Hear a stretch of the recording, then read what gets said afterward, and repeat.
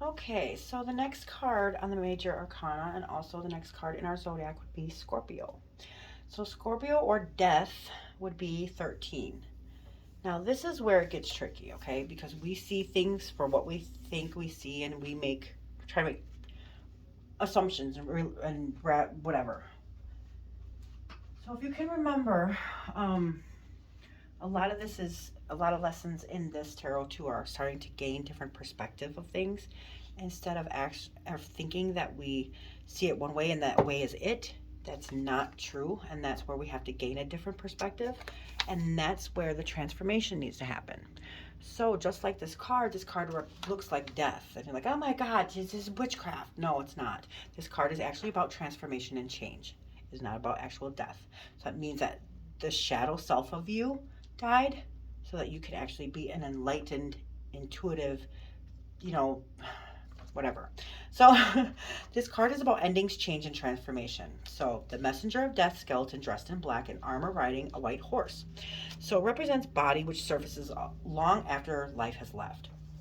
The armor symbolizes invincibility and that death will come no matter what dark color of mourning, and mysterious horse of color of purity. Remember the horse was white, so there's purity in this. So it acts as a symbol of strength and power. Death carries a black flag and with a white petal rose reflecting beauty, purification, and immortality, and the number 5 represents change together.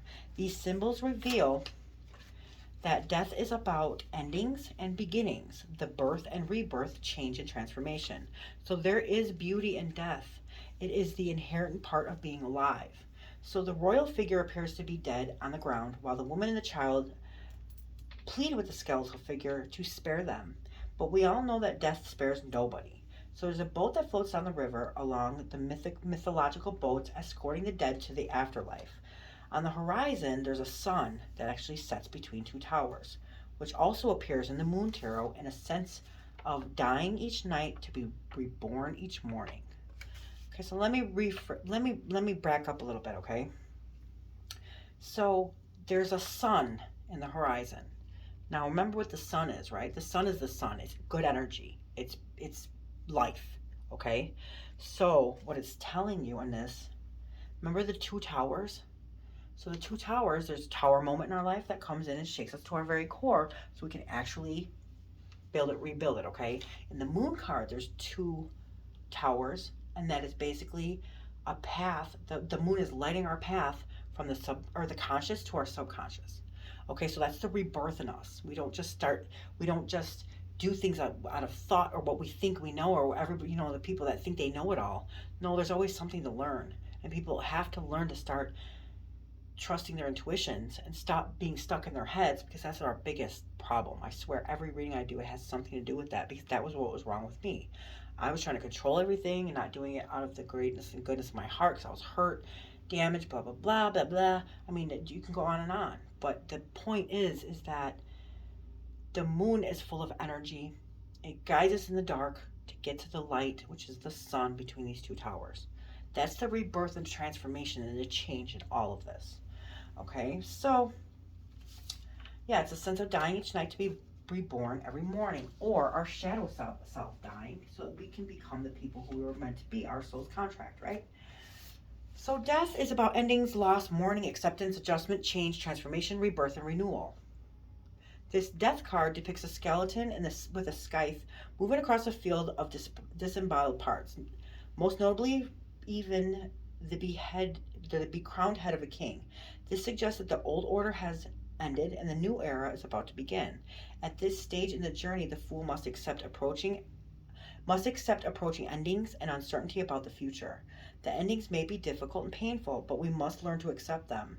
So after a period of mourning and adjustment, we'll be able to move on and embark on a new path. Change is inevitable. As we come to terms with this loss, we are transformed to enjoy a brighter future.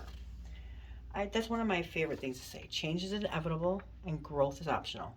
So either you can get stuck in a lesson that you're supposed to learn, and most humans do, and they don't ascend. It's because they're stuck and they don't want to learn. They don't want to get better. And that's the sad part of everything. Like, why not? That's what we're here to do. We're not here to get the most money. We're not here to, we die alone. We can't take any of this with us. So why do you think that we're here? We're not here for kicks. This isn't, for fun.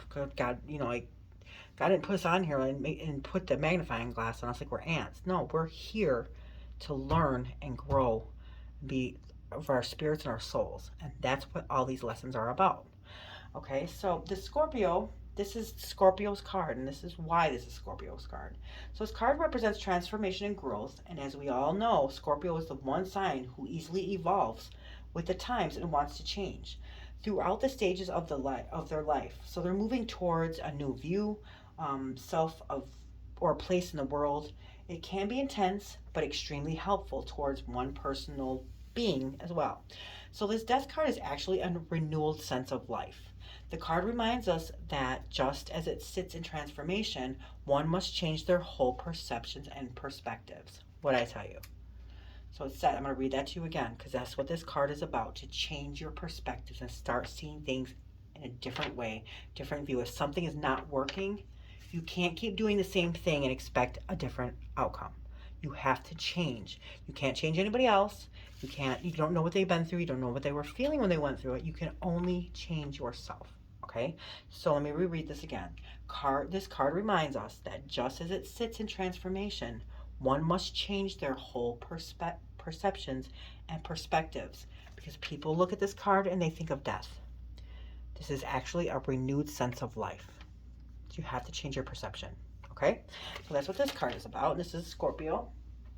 So if there's a Scorpio in your life, they might be teaching you a lesson. They might need a lesson from you. You'll make sense of it. It'll all start coming together. But the energy is a Scorpio. And the reason why is because they are so resilient and they can actually adapt to change. If they can't, then maybe that's one of their life lessons that they need to. Okay, so this is the reading for Scorpio. Make sure to cross-watch anybody in your life so it makes more sense when you get your readings.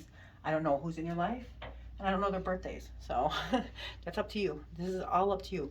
I can only give insight and guidance. It's up to you to actually take the information, make sense of it, and change, because that's what we're here to do.